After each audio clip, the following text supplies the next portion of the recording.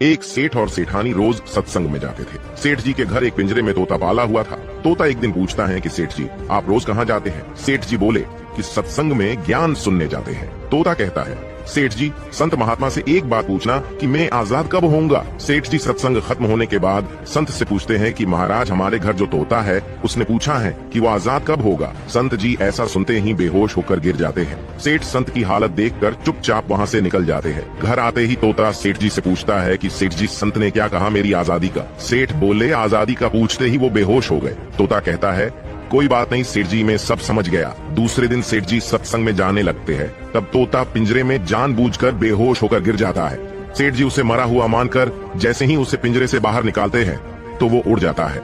तब संत ने सेठ जी से कहा कि देखो, तुम इतने समय से सत्संग सुनकर भी आज तक सांसारिक मोह माया के पिंजरे में फंसे हुए हो, और उस तोते को देखो, बिना सत्संग में आए मेरा एक इशारा समझकर आजाद हो गए।